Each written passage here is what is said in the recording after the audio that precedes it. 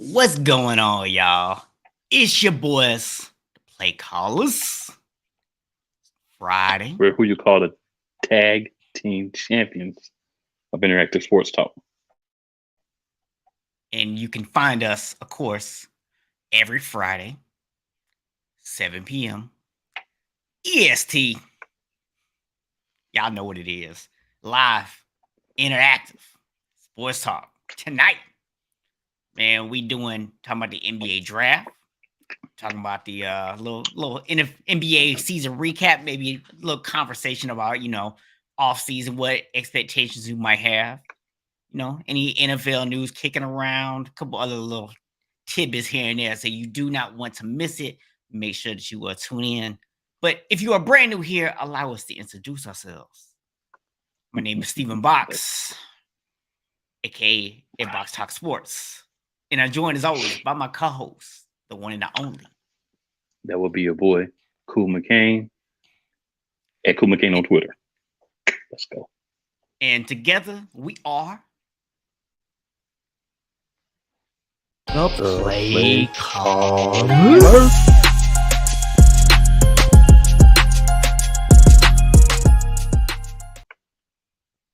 We're gonna forget the technology from not acting right and trying to make us look bad because we are the tag team champions. We can overcome simple things like that, man. That's what we do. Acknowledge us. Acknowledge us, man. So yeah, man, let's jump right into the NBA draft from last night. And I'm not sure what topic was trending more during the draft. What some of the players were wearing, or what in the world the New York Knicks were doing. The Knicks are going to be the Knicks, and people need to understand that.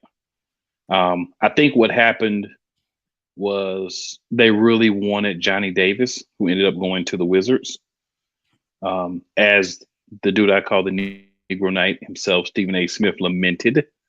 There's been 3 or 4 times where there's been somebody that they wanted who got drafted a pick before them. He was crying about Steph Curry and some others.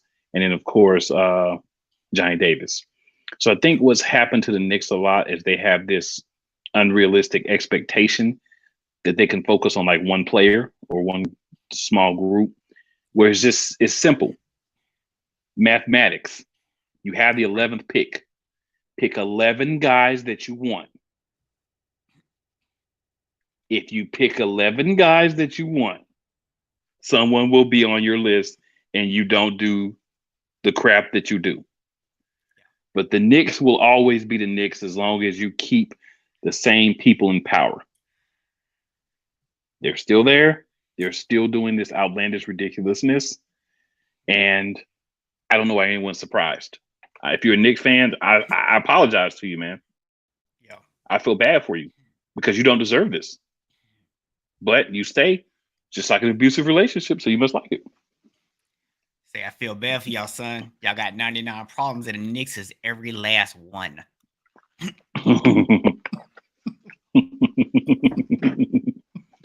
Cold-blooded.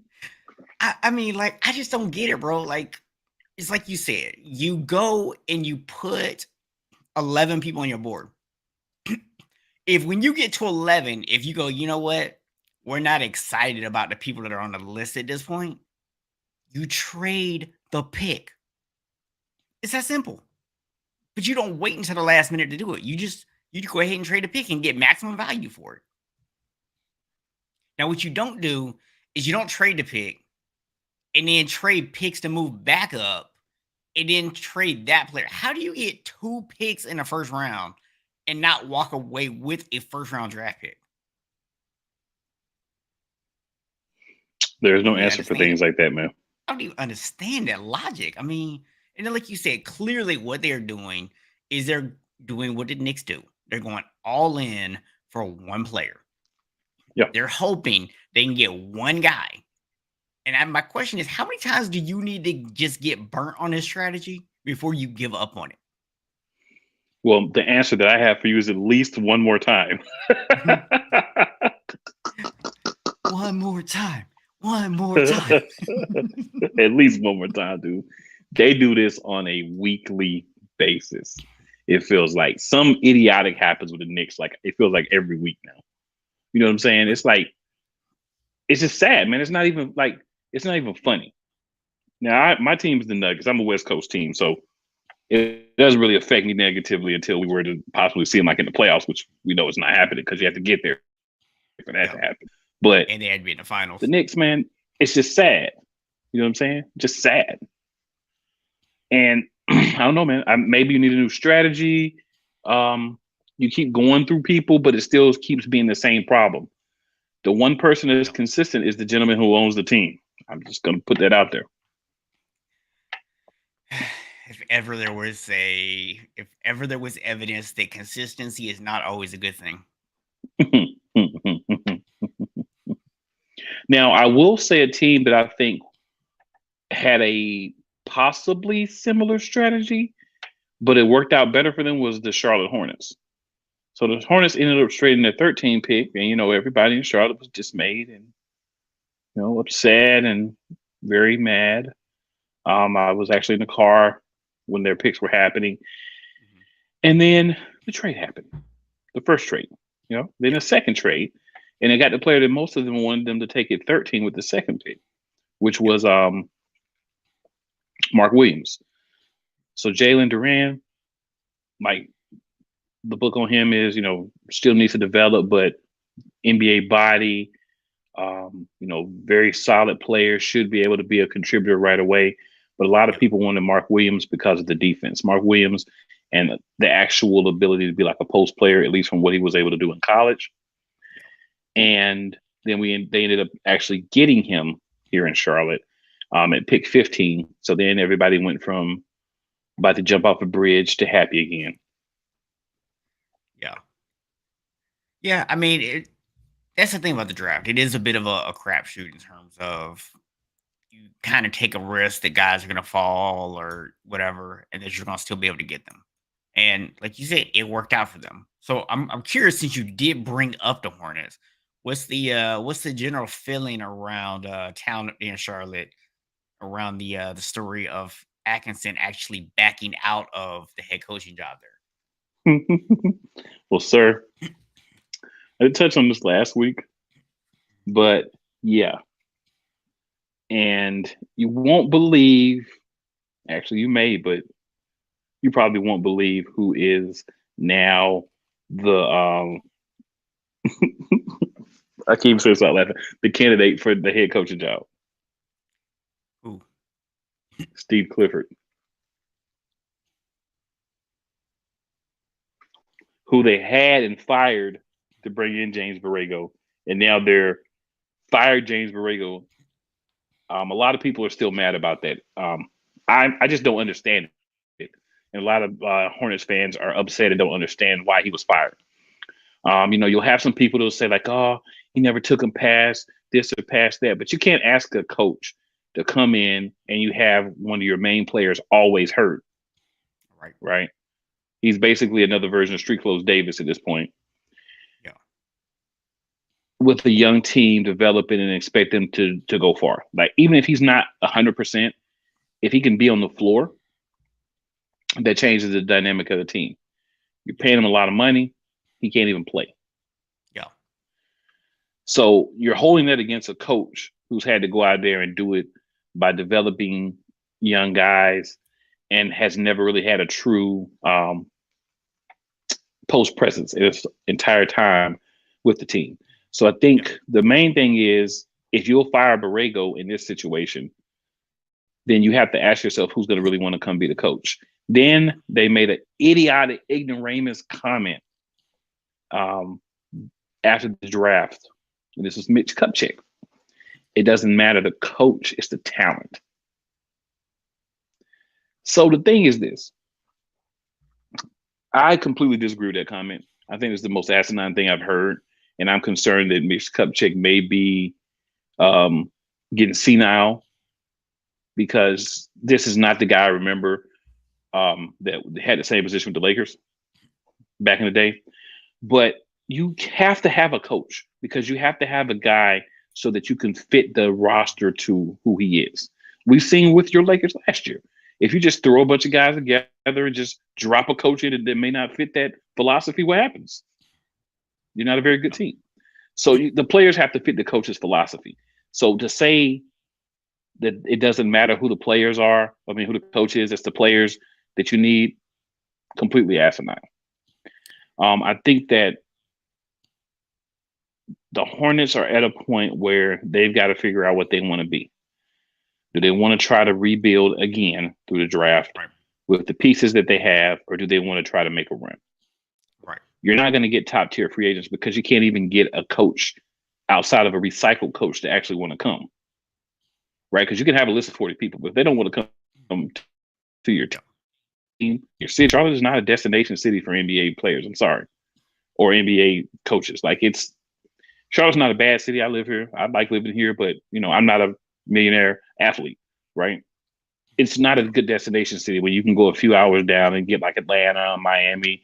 You go out a few hours up and get like, Washington, different places. So it's not the most wanted destination. Then on top of that, you got an ignoramus general manager. You got an owner that's, I don't think, involved, but I think maybe needs to get involved, or if he is involved, he may to look to other people for decision making. So right now, I think the Hornets are a cluster club. That's pretty much where I'd say.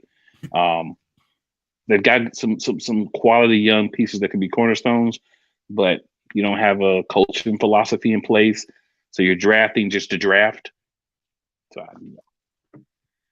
yeah, I'm going to comment on the Kupchak thing here too, because this is my thing. I think it's so important when you bring in a coach or a general manager that you are bringing in people who have experience building the kind of culture you want to have, right? Mm-hmm. And this is why Kupchak was actually a horrible hire. Some people will look at that and go, oh, he did a good job at LA. He made some good trades. He put together some good teams. But then when you really stop and think about it, right? Once LA kind of fell off a little bit, right? Once the allure was gone and he couldn't just pick and choose and get anybody to come. Once the financial flexibility was no longer there where they could just bring people in, whatever, right? Once the league kind of decided that, hey, we're not just going to just trade everybody to the Lakers. Once those things started happening and you didn't have that one true superstar, you didn't do that great of a job as a GM. But because you came from that environment, because you came from that mindset, I understand why you think that the talent matters more than the coach. I understand exactly why you think that to be true. The problem is you're not playing or you're not being a GM for an organization that has the kind of legacy that the Lakers have. And I don't say it as a knock on the Hornets, but that's just the reality of it, right? The Hornets don't have that kind of legacy. Reality. Right. So you're not going to attract those big names. So yeah, you know what? It is about the talent. But in order to have talent that can overcome bad coaching, it has to be superb talent and the roster has to make sense, right? Because that's what happened to LA this past year. They had a lot of talent on the team, but it didn't make sense. And it made even less sense with the way the coach actually coached. Yeah. Borrego should have been allowed to fix this team. Absolutely. I think he was the right coach for what you have. He was a leader. He was somebody that they respected, and he was somebody that was patient with the players and was helping them to get better, And you have people say that, like, oh, Steve Clifford's back and MJ doesn't want anyone with power. MJ doesn't want this. MJ doesn't want that. What people have to understand is none of that's at play. You're in Charlotte. Charlotte, as you said, has not been a destination. It's not a place that people want to come, and you have to draft and then keep what you draft. You have to do kind of like Oklahoma City. The only person that's ever went in Oklahoma City as a free agent was Paul George, and that was to play with you know, Russell Westbrook. It did, but that was, the plan. You don't have people going to these small markets where it's nothing to do. The nightlife is not good. It's not exciting. It's not the same as these larger cities. So that's what you really have in play. It's not the other things. And people want to make everything linear, right? And if you're talking about people not wanting to go to Miami or LA or, even Milwaukee now with their success lately, and teams that have been successful and are in a destination where at least people like to be, then that's one thing. But Charlotte is not one of those cities. It just isn't. The Panthers have the same problem. You don't see the Panthers get a lot of high value free agents. You don't see a lot of guys that are like top tier free agents come to Charlotte. And it's the city, and there's nothing that Charlotte can do to make it different. And I'm not saying it as a disrespect to the city. I like it. I enjoy it. I live here. But if I'm a $1 million athlete who wants to have all the bells and whistles, that wants to be near to like oceans or, big shopping things and have certain things in place, they're just not in a city like Charlotte, and it is what it is. But you've got to figure out ways to get young guys. But then again, when you hire a guy like James Borrego, he has success. He gets the team better and better every year. And then you fire him. You try to go and grab another coach so you can say, "Oh, look, we got somebody better," but he won't even come. So then you have to go tuck your tail between your legs and go back to the dude that you fired in 2018. Yeah, it's sad, man. It's sad, and that's the reason why when you ask why this team is stuck in limbo, that's the reason why. When you're like, "Oh, why don't free agents want to come here?" Steve Clifford's going to bring defense. They're going to argue that defense was the reason it didn't win. I'll tell you what they're saying in Charlotte. I heard on the radio earlier. They're saying that the 1 year that he had really good offensive players and he had guys in the post that could play well back when what year was that? Can't remember the year, but back when they had Big Al Jefferson was here, that team. They want to try to say that, that's the only time we've had a really good team. And if we brought him in and they have that, and I say we, the city of Charlotte, of course, not my team, of course, the city of Charlotte. Right. If we were to bring him back in, then he can fix that defense, which was atrocious, and then still the offense will be good. Well, my question is, if he's a defensive coach, how is he going to fix the offense unless he's going to bring in an assistant that is very offensive minded? And then again, you're going to probably have to get someone who hasn't been an assistant before because you're asking them to come and coach in Charlotte. And if you thought he was such a great coach the first time, why do you not wait until you got the roster in place before you moved on and fired him? Because they don't do things like that, sir. Like I said, that's the whole cluster cluck part. So what we've learned here in the first 18 minutes of the show is that the Knickerbockers and the Charlotte Hornets need to go out drinking together, or maybe they already have. I'm not sure. Let's hope they haven't. Now, there is one thing that we have to talk about with the draft. What in God's name was Paolo Banchero wearing?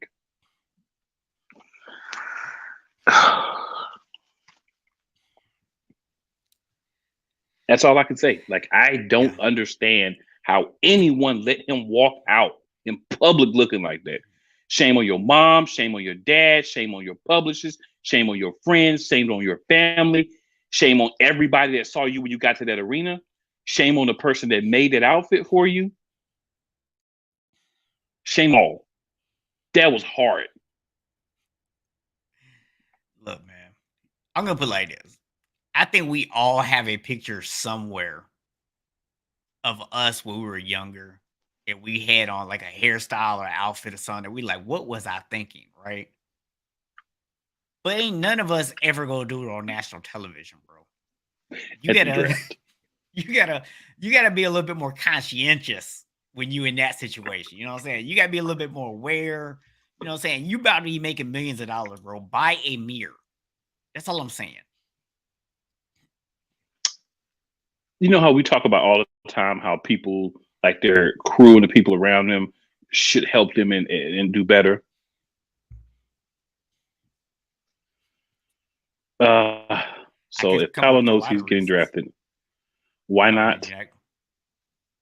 I just simply say, you're not bringing disco back.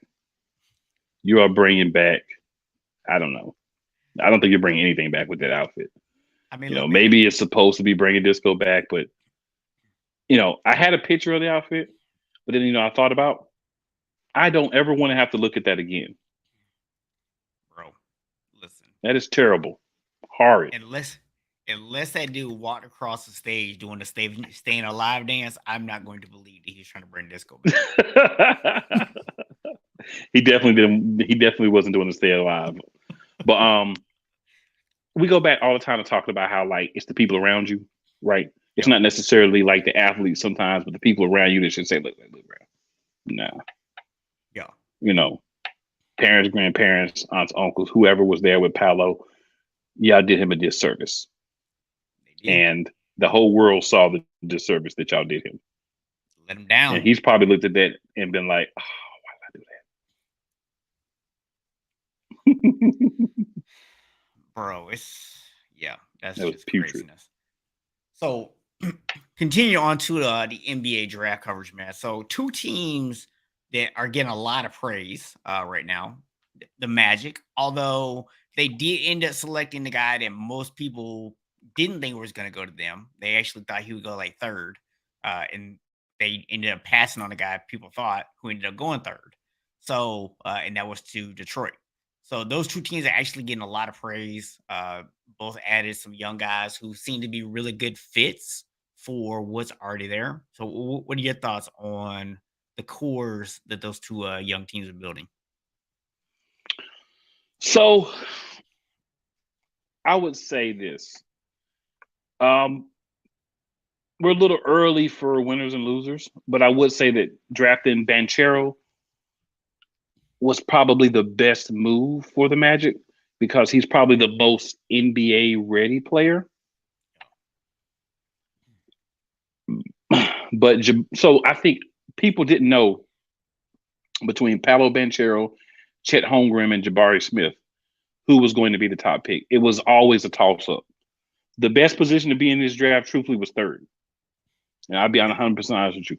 That was the best position to be in because then the other two guys, they made the decisions. There was the three best players and then everybody else. I do like the Banchero pick for them. If you're talking about the Pistons or the Rockets. What's that?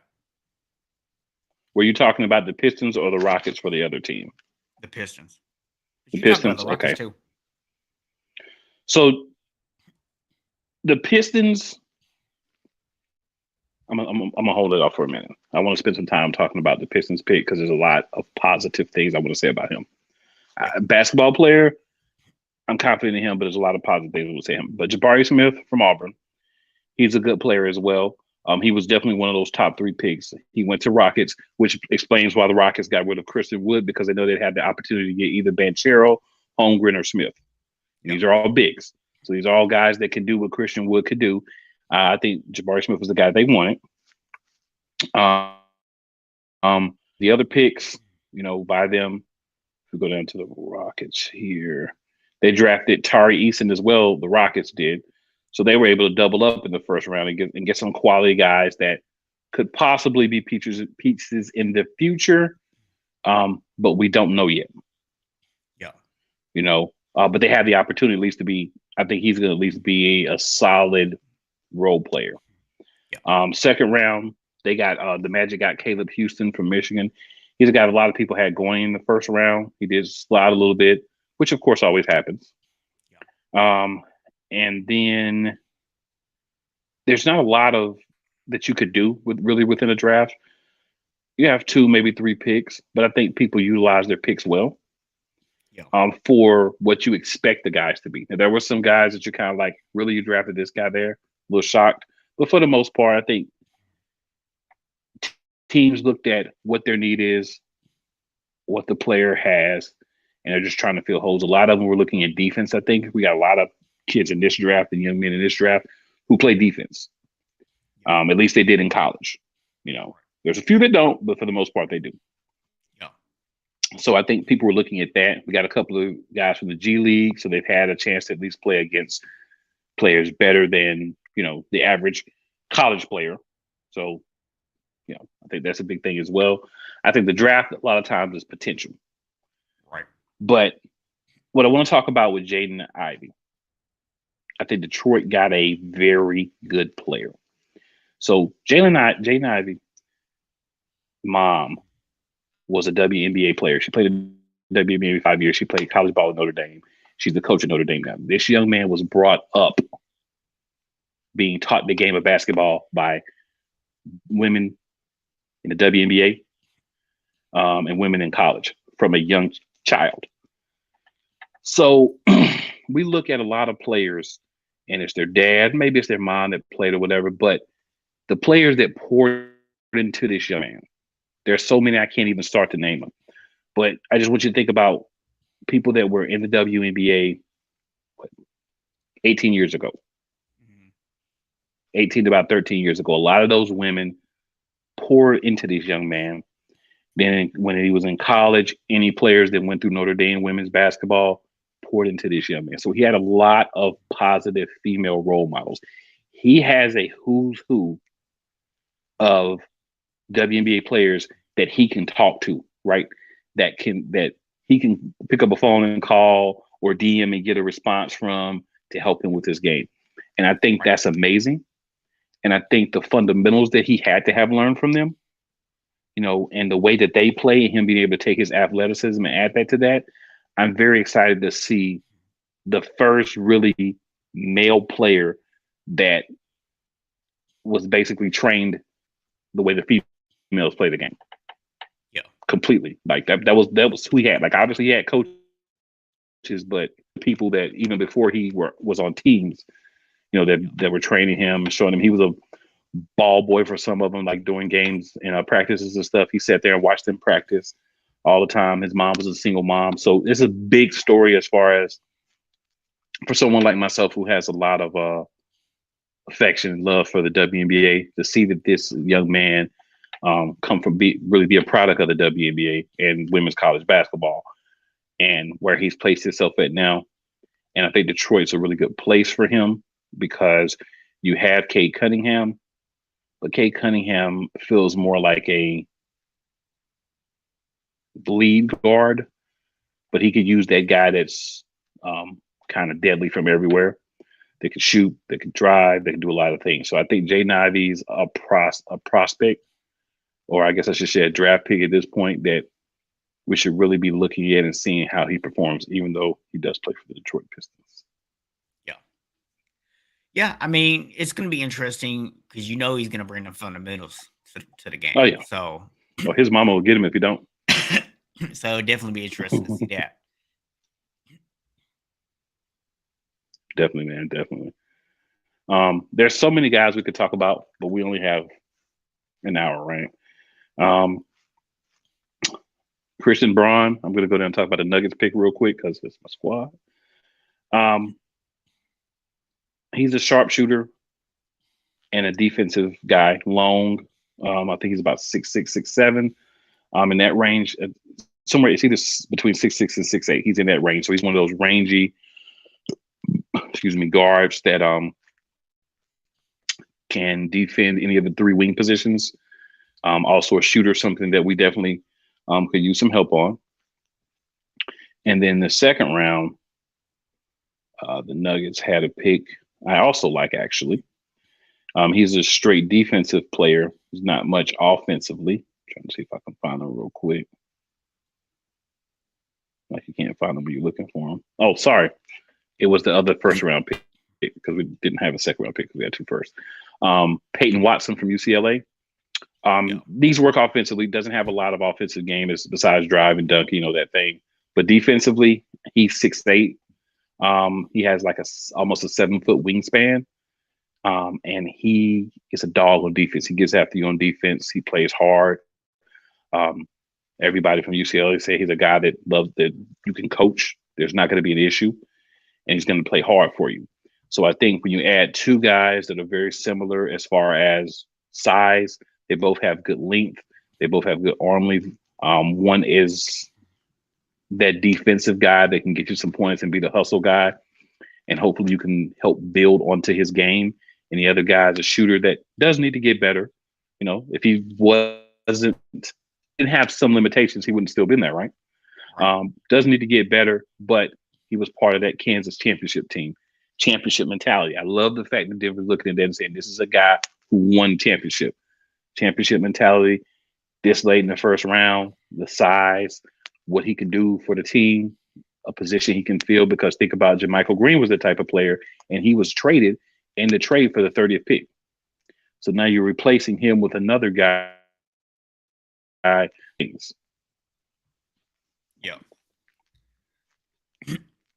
I don't know if you got a chance to look or not, sir, but you guys had a pick in the second round. Yeah. Max Christie. Yep. Yeah. I mean, guy who obviously is going to be pretty raw, but there's some potential there, both offensively and defensively. Obviously, we're probably going to hope he can develop more defensively right now, and then maybe be a good shooter because we need guys who can space the floor. So it would be interesting. I mean, one thing that LA has actually done a pretty good job with the last few years is taking some of these second round picks and actually developing them. We saw Kuzma, we saw with Caruso, um, saw it with Taylor Horton Tucker. Um, his name escaped me right now. Dude who was rookie last year, white dude. What's his name? I know you're talking about what they call him, AR-15. That guy. Yeah, I can't. I'm. It's like I'm remembering his nickname. I can't remember his real name right now. Like it's evading me. But yeah. So I mean, they've done a good job of developing some of these young guys. So it'll be interesting to see what they can develop him. Obviously, the move that really scared the NBA. Austin the Reeves. Move, It just came to me. Austin Reeves. Yes. Yeah. But the mood is going to really obviously scare the league is the fact that, we signed Shaquille and Scottie Pippen's sons. So, clearly those are the moves that are just leaving the NBA shaking right now. But not, I'm going to say this, though. I was able to watch some of Scottie Pippen. Is he junior or the second? I forgot how they have it. But I was able to watch some of Scottie Pippen. We're just going to call him junior here. Scottie Pippen Jr. play. And he's a very fundamental guard. Good wing player. He has good body control. And I think he's underrated just because he's not going to be Scottie Pippen, right? Yeah. But I think he's a solid player. Sharif, I knew y'all were going to sign from before the draft. Yeah. So I knew he wasn't going to get drafted, That was like a goodwill signing. But I tell you, he hustles. He's got to know the game of basketball. He's Shaq's son. He's definitely nowhere near the same type of player. Best thing for him is that he's not a post player, right? The best thing for him is that he's a wing player. Because if he was a power forward or a center, I don't think he would have ever chosen to play basketball. Yeah. I mean, he had years of eligibility. His dad told him to stay in school. I mean, he said, I'm going to the NBA. Get your dad. I think his dad was right, but, I digress. Yeah. So, yeah, I was like, well, I'll tell LA to, sign you and throw you down into the G League or something, right? Yeah, that might be helpful for him. So, him and Scottie Jr. So I do want to ask you one thing real quick. But before I do that, I do see we have a few people tuning in. So feel free to introduce yourselves in the chat. Let us know who your team is and what you think about your team's draft if we haven't already talked about them. Or even if we have, you can still share your thoughts. So why people might be typing that in, I want to see what your thoughts were, not only about the Kyrie rumors, but also the rumors that KD might already be looking to get up out of town too. So if you recall, back when they came together, I said, this is not going to end well for Brooklyn. If they don't win championships, they're going to start. Because Kyrie is a fool. Say what you want about him as a player, his skills, but as a person, this man is a fool. Yep. He's proven that time and time again. I know his fans might not like that, but it's the truth. Now, I don't recall seeing anything specifically about Durant. Maybe requesting a trade. He may. But see, here's the thing that I want Kevin Durant to understand. You, sir, are the best scorer in the league today. Period. No disrespect to Steph Curry and other people. Kevin Durant is the best scorer in the league. Period. Point blank. Don't debate me. There's no need to debate in your time. The problem is when you're that great offensively, instead of having Kyrie, you could have 2 or 3 second tier guys that could come in, be scorers, give your team depth and actually make you better. Yeah. So, understand you want to play with your friend, but you hadn't won nothing with him. Yeah. Right? You hadn't won nothing with him. You ran James Harden out of town, who you also wanted to come, and you haven't won nothing with Kyrie. So my thing is, why don't you let him go all to your GM and say, look, man, I'm willing to stay if we go and get guys to do this, this, and this. You need 2 shooters, and you need a driver, and you need a true number 1 point guard. Or if you want it to be Patty Mills, you need to get a backup, but you need a guy who could start or be a backup, possibly a young guy. You need to get pieces. You need another big. You could take that Kyrie salary, you could chop that up and go get a few people, or you could trade him somewhere and get draft picks and some capital. My thing is, if I'm Kevin Durant, I would stay and I would win in Brooklyn. You put yourself, think about Milwaukee for a second. Chris Middleton is not Giannis. He's not the superstar, but he's the guy that if he gets cooking, he can make things happen. You can go and get you a guy like that and maybe an all-star. Heck, if Washington's for it, you could try to see if you could trade for Bradley Beal. Yeah. But I digress again. But you more want to get guys that kind of like a Beal, but a cheaper version. You want to go get a that could bang in a post. You know what I'm saying? Play the stretch 4. Maybe if you want to go small, play center. And you need another wing player. So you need a point guard, you need a wing, and you need a big. So I think you could get those pieces with guys that are actually in the league that may be free agents this upcoming season, or guys available via trade for Kyrie, and build your team out. Now, I don't know Kevin Durant's mindset. He may one of the guys, Kyrie leaves, I'm leaving. But then there's the other point. If Kyrie leaves, you're not going where Kyrie goes. Because there's not another team in the league that's going to say, we're going to take both of you, and you just had an epic fail and crash together when you played together before. No one's going to do that. Yeah. So if you want to play together, you should be convincing Kyrie to stay. If you are going to leave there, then it doesn't make sense if Kyrie leaves, because you're still not going to play together. You call the strokes in Brooklyn. Let's be real. If you say, I want this, this, and this, or I want whatever you want, whatever you feel like you need. I'm on the outside looking in, but that's what I think they need. But whatever you feel like you need, that's what you need to be going after. And the piece that you have that can get you some of those things you need is the dude that don't want to be there no more. And when he is there, he's to quote Cole Johnson, time player. And that's not what you need. No part-time players. Yes, sir. So I'm just gonna get back to that, but I'm just gonna throw Jedediah's comment up here on the screen. Says Duke must be feeling proud with how many of their guys went in the first round.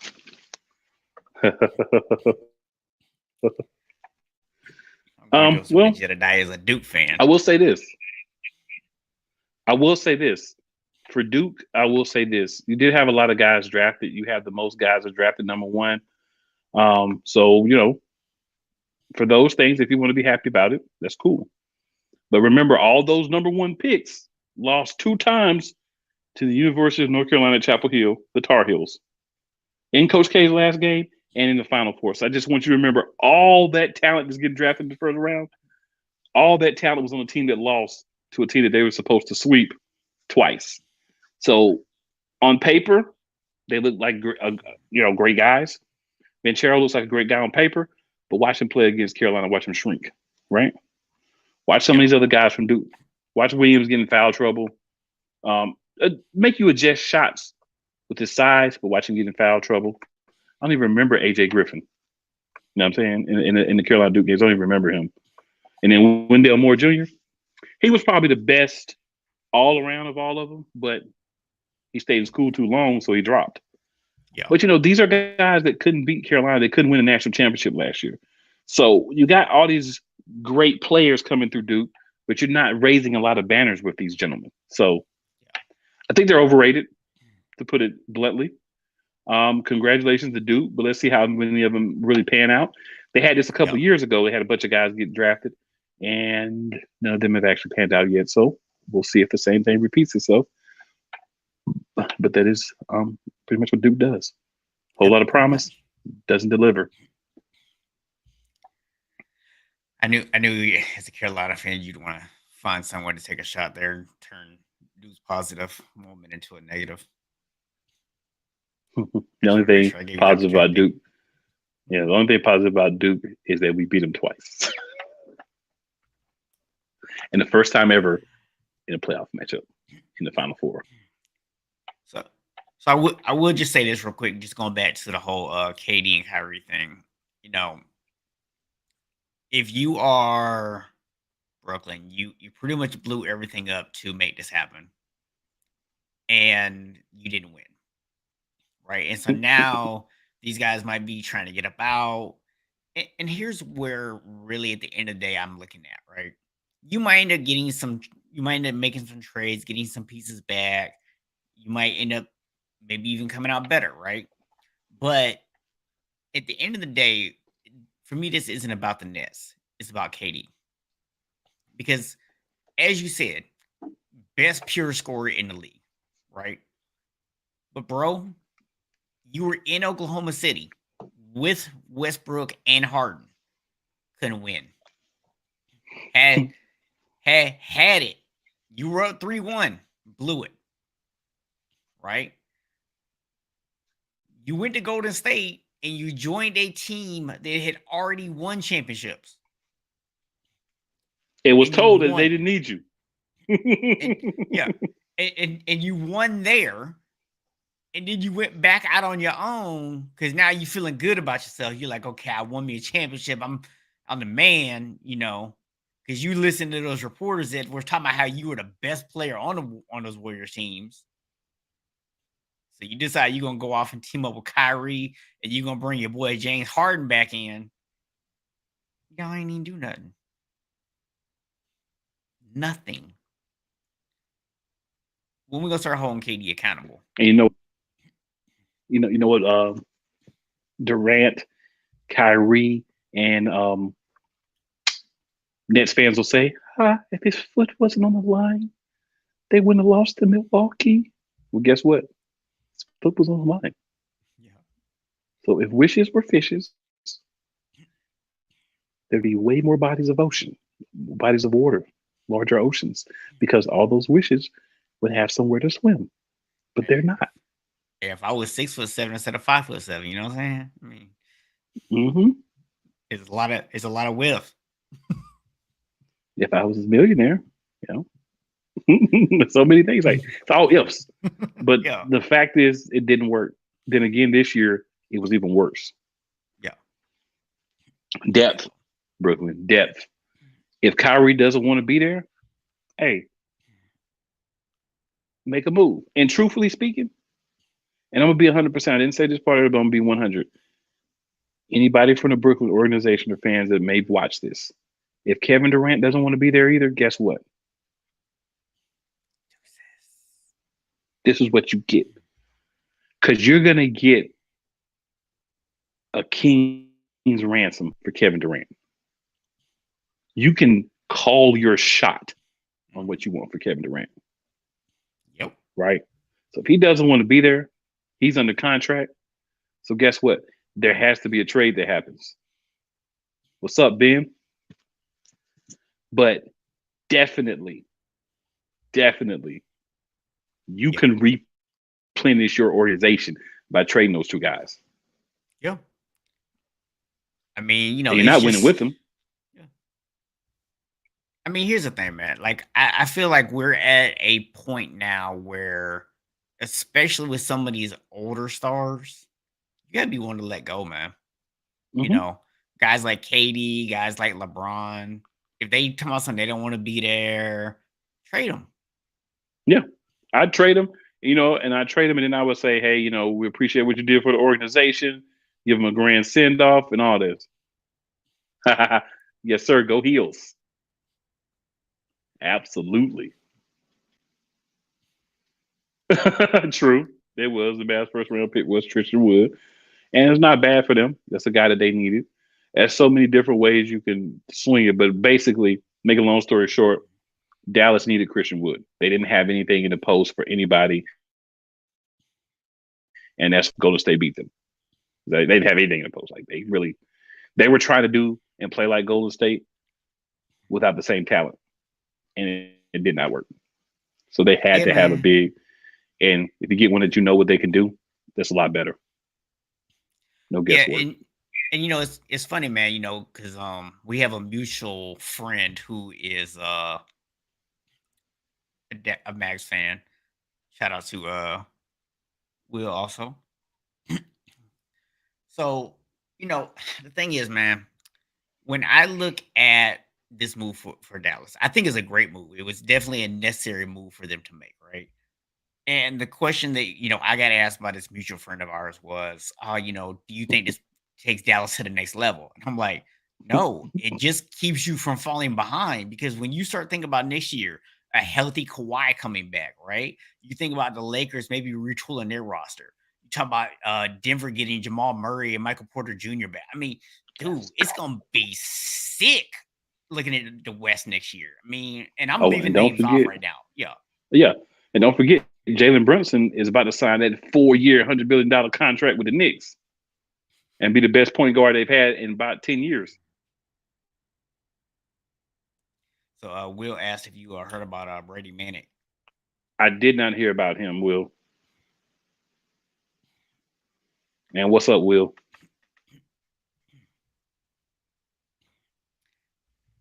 So Ben also Yeah. said, yeah, like that second pick, Jaden Hardy. Mm-hmm. Yeah, that's the thing. That's what's intriguing about the NBA draft to me Yeah, for the is the Kings, yeah. fact They because ended up going to you get a Dallas, lot yeah. of these young guys in the second round. They're obviously raw. That's why they're there in the second round. But unlike with the NFL, where you're like hoping to hit on guys like the second round, you consider that like you have to hit on those guys, otherwise it's a wasted draft, right?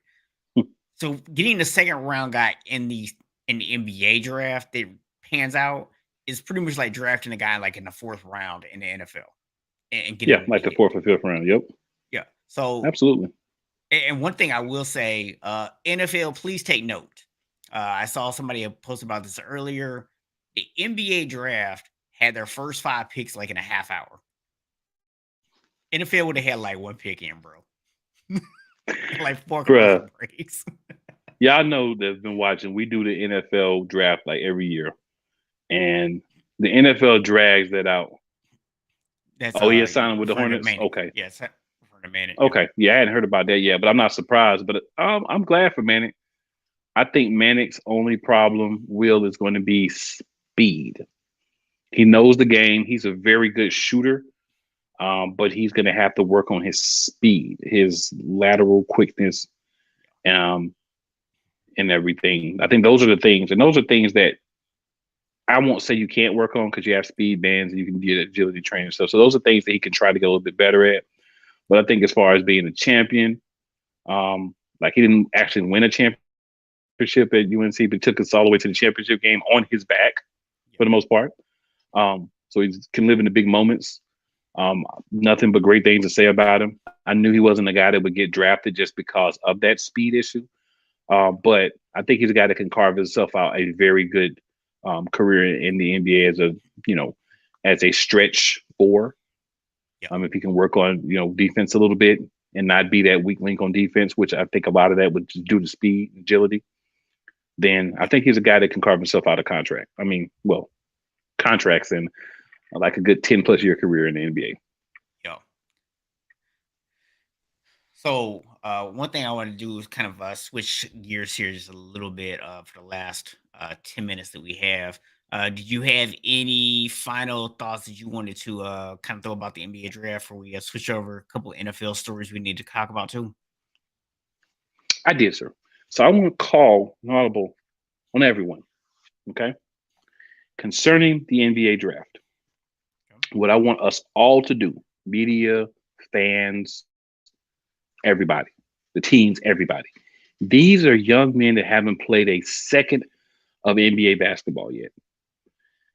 There's a couple of them that were in the G League, like Jaden Hardy, for one, that they've done a little bit more. So they're kind of the guy where you're like, okay, we've seen him at least in the G League, so you have some confidence that he's going to be able to at least, be a decent player for us. But let's wait until these young men get out training camp, get out in games before we start saying, oh, this is the steal of the draft. This team had the best draft. This team is better after this. This guy is better. Chet Holmgren is a better player than Banchero. Smith is better than both of them. Keegan Murray should have been top, whatever you want to say. Let's allow these guys to get out there and show us what they can do and then start to make comparisons. We know that some of these guys are not going to pan out. It happens every year. There's never been a draft where all 32 of the first round picks ended up being what you expected them to be. There's never been a draft where all of the second round picks, 30, the NFL, 30 picks. There's no time where all the second round picks have ended up being what you want them to be or expect them to be. Yep. So let's just take a breath. I understand we need something to talk about the draft. So we can talk about based on projections, our expectations. But let's not put too much on these young men. Let's let them play. Let's let them show us what they're going to be at the next level, at a higher level, against higher level talent. And then let's talk about where this draft falls when we get, a month or two into the season. We can start talking about what we think is going to happen with the teams and how we think the draft actually panned out. But to do it the day after, and we want to talk about who's going to be what and who's going to be this, you're kind of putting a lot on these kids. Now, I talked about one particular person, but like I said, for me, with him, he's been around it. He's seen it from a baby. So I think that's a little different. But let's let these guys play. Let's let them show us who they're going to be first. Then once we do that, then we can move on. Then we can talk about it. We can go back a year or two from now and say, hey, 2022 draft, Paolo was the first pick, Chet was the second pick, Smith was the third pick. If we were drafting now, would they still be there, and why or why not? Those are the conversations that we should be having about these guys. But I understand we need something to talk about, but I'm just saying, let's pump your brakes a little bit, slow your roll. Let's let them show us something in training camp, at least summer league, before we start talking about who's really going to be good and who's not. Yeah, I mean, I guess my thing with this is I definitely feel where you're coming from, and I think it's ridiculous myself, right? But I also kind of get the other side of the equation, which is fans want to know, fans want to get excited, they want to have something to compare to, right? That's why this stuff gets kind of put out there. Because let's be real, if you put out an article that says, "Oh, why the Orlando Magic messed up the number one pick," every Magic fan is going to go open that article and read it.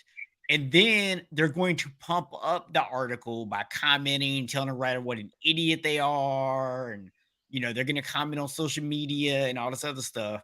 And all they're doing is giving this person advertising clicks. That's all they're doing.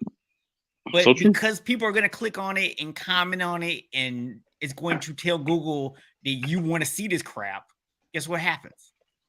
They're going to show you more of it. They're going to show you more of it. Yes, sir.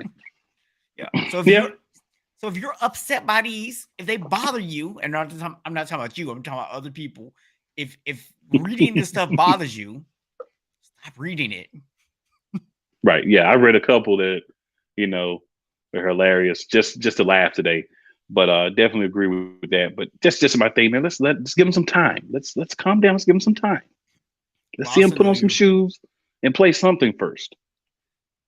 I also know you're smart enough that any of these lists you were looking at, you were stopping probably long before you got to Denver's picks.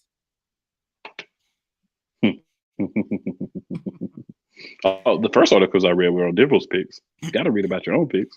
Yeah. I read a couple that made me laugh. But you know what I did? I didn't click on them and say, "Oh, you're an idiot. You're stupid. I can't believe you said that. You're such a jerk. What's your problem?" I was like, "This guy." I just want to tell you the next one. But you definitely said in your head though. Nah, in my head, I was like, "This guy. He's just clickbait. This clearly is clickbait." So yeah, man, what I wanted to go ahead and wrap up with was the other story that we haven't had a chance to both talk about here. And that is a couple of suspensions that are on the horizon. So one, I think a lot of people kind of forgot about this because it happened so long ago. Alvin Kamara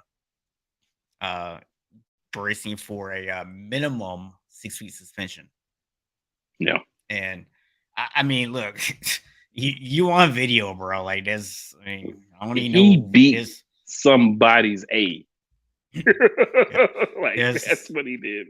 There's no, you can't even defend that one. It's just like if they only give you 6 games, you're like, bro, just take your 6 games and keep it moving, right? Just you did a whoop that trick. To say. Yeah, ain't nothing else to say that's on what that. You did, sir. So of course, the other big story is Deshaun Watson. So we now have a little bit of clarity moving forward. We now know that 20 of the 24 cases, the 24 currently cases, because there's supposedly a couple more that might get filed. But as of right now, 20 of those cases have been settled. And we got 4 still pending. So we'll see what happens with those. But the NFL has basically been kind of leaking information out between them and the players union. They've been leaking information out. I think trying to get kind of a feel for what's going to actually happen here. And, you know, there's been rumors they want to suspend him like the entire year. The players union, because I know a lot of people might be upset by them defending Deshaun Watson if they think that he's guilty. They don't think he should be defended. But understand this is a labor union. By law, it is their job to defend him. So if you're bothered by that, please understand that that is their obligation as a union. So what they are doing is their job. They're going out and they're defending him and they're trying to negotiate this thing. You know, it's funny, man. It's funny how when the Houston Texans got added to the lawsuit, all of a sudden people start getting paid. It's just noticeable, right? It's just noticeable. Because remember, the Texans was like, yeah, because remember, the grandstanding lawyer came out and said we're adding the Texans, you know, whatever. We're adding the facilities. Then all of a sudden people start getting paid. So, you know, we're gonna make the argument that Deshaun Watson is guilty. But you got to remember this. You don't have to be guilty to just want it to go away, because the longer it sticks around for him, the longer it stops him from being able to actually get back on the field and do what he wants to do. You started involving other parties that are like, look, let's just get these people paid off. So now what's going to happen? Now you're going to have every person that's ever got a massage from him that aren't the people that signed those affidavits that we don't even talk about anymore. But we had all those affidavits that were signed by women saying, I gave him a massage. He was nothing professional. I didn't feel any type of way. Everybody besides those women that he's ever gotten a massage from that wasn't part of the team, they're coming out of the woodworks now. Because now they know, oh, it's going to be a settlement. Let me file this. Girl, how much you get? How much you get, girl? How much you get? I'm about to get that too. So it doesn't matter if he's guilty or not. You settle this because you don't want to be hung up in court with it, and you want to get it done so that you can move on. But people are going to take that as an admission of guilt. It's not that whatsoever. Right. And I think people want to try to portray him a certain way. I don't know if he did it or not. Right. I know that people talk about, well, if there's this many people say he did, then he had to, but there's just as many people say that he didn't want to talk that. So that has completely disappeared from all conversations. Yeah. But there are women who signed affidavits saying that he never did anything unprofessional with us. So don't forget that piece of it now, because you want to sensationalize what's currently happening. Don't be a prisoner of the moment. Step back and look at the entire situation. Yeah. I mean, that's really what it comes down to. I think the other interesting piece of this is the argument that the NFL Players Association is supposedly looking at making is, hey, in your own laws, you have the NFL owners are to be held to a higher standard. Hmm. So, was there an owner recently who was also wrapped up in having sex with prostitutes?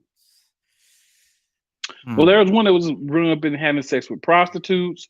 There's one who's been wilding out on all the women that's ever worked in his organization, sexually harassing them in every way possible, almost.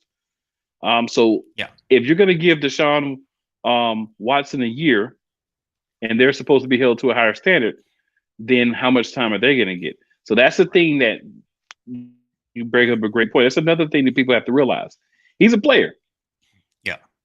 There's no there's no audio, video, or anything of him doing these things, right? Yeah. There's no video of him leaving a hotel with a person smiling like yeah. There's video proof Mhm. that Mr. Kraft was involved in some heinous activities. Yeah. There's all types of proof about Daniel Snyder. They just won't let us see it. Yeah. Going back to the whole thing with John Gruden. He wasn't Yeah. talking to himself. He was talking to several owners, and they're not going to put it out there because they don't want to incriminate themselves. And here's the thing, man. Like, I know there's going to be somebody out there that's going to say, "Oh, well, it's not the same with Robert Kraft because, you know, yeah, I mean, he was, down there in the massage parlor with with the sex workers and all that, but that's not the same thing because Deshaun Watson, sexually assaulted these people." Well, I would remind you that at this point, we have no evidence of that. I'm not saying whether he did or didn't because we don't know Hmm. yet. And that's the Right. whole point is we don't know Hmm. yet. So if the NFL wants to hand out a But the law says he punishment, didn't. right? Well, the uh the grand jury trial they had never actually went to trial. They refused. They Right. just said there was insufficient evidence. So they haven't said he's Right. innocent. They just said that we don't have enough evidence to go forward right now, right?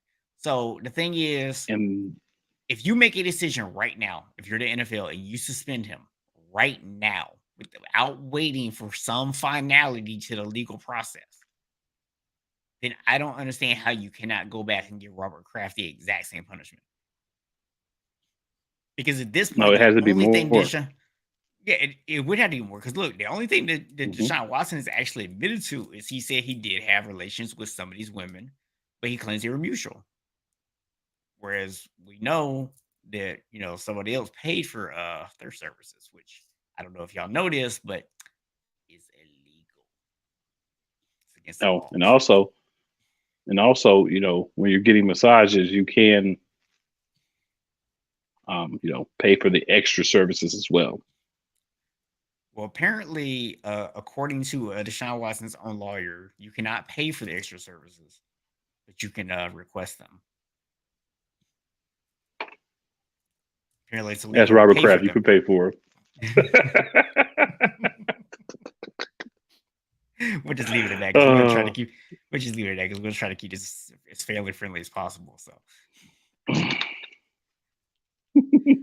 fair enough. Fair enough. so man, that is our time. But you know what? Before we bounce, man, I am going to go ahead and throw my own flag on somebody tonight. Throw my little penalty flag out here, right? Ray J.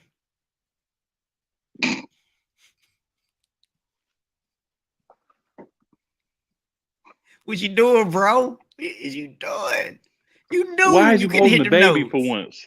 You Why is you you know holding the you baby for one? bro. And then he over there talking about so that's why you can't hit the notes because he was holding the baby. Well, then you should have put the baby down. You can't pay for a nanny. I just had to throw that out there, man. I know it's not sports And related in any way, shape, or form, but hey, I just had to throw it out there. I ain't knock you for that one. Also, man, wanna we lost a couple of people in the world of the NFL this week in Tony Siragusa and Jalen Ferguson. Yep. So my condolences to the families of those two individuals. Um, I know there's others as well in the last few weeks. It's just been tough for NFL players, man. It's been a lot, passing away. But just my condolences to those families, man. It's always tough to lose loved ones. That's somebody's brother, sister. Well, not sister, but somebody's brother or dad, granddad, uncle, cousin, son. So there's a lot of people that are hurting, and then friends and family, spouses and everything, girlfriends. So it's always tough to see, people, especially 55, and Ferguson was only 26. We're not talking about people in their 70s, or 80s. We're talking about guys who are still relatively young. Hate to see them, pass away, but unfortunately, I have time to be born and time to leave. But man, definitely my condolences to their families. Yeah, for sure, man. And one guy was, on that older side, obviously. But I'll just acknowledge real quick, former 49er, NFL Hall of Famer, Hugh McHale Henry, also, passed away this week. So, I mean, obviously, like you said, it's a little bit different situation because then you're talking about somebody that's like, 90 some years old versus, some of these younger guys. And, you just hate to see, I mean, you hate to see anybody die, but you really hate to see people that's so young, Yeah, you know. So, for sure. yeah, man, definitely, our condolences go out to their families and, you know, I think we've had enough, man. I'm good. We don't see any more current or former NFL players or anybody really for that matter, Yeah, man. Just yeah. yeah. Chill It's 2022. We tough, good for a while. right? You ain't gotta do us like this. We don't need another 2021. Chill, Yeah, or another 2020. Just right? count down all the nonsense. But yeah, man. On a slightly more happy note, want to remind everybody, if you haven't already, make sure that you please give this video a like. Let YouTube know that this is the place to be. You also haven't already, go ahead and hit that subscribe button so that way you always get the notifications to come and join us. We'll be back here next Friday night, but in between now and then, holla at my boy. Wednesday night, Eagles Elite Podcast. You know how we do. Yes, sir. Oh, and by the way, there's another announcement coming real soon for y'all. It's NFL related. That's all we're gonna tell you right now. But y'all Let's gonna love go. it. Let's go. Closing thoughts, man. Another wonderful week, man. Appreciate everybody that tuned in. Everybody that watches the replays. Just ask, like you said, share it, man. Like it, share it. Get the people some subs for your homies. But enjoy your weekend, everyone. And again, Wednesday night, 8:30 p.m. Eastern Standard Time. Check me out, the Eagles Elite Podcast. You can either scroll down at the bottom here, or you can just type Eagles Elite Podcast into your search bar on YouTube, and we'll pop up. I'll let y'all.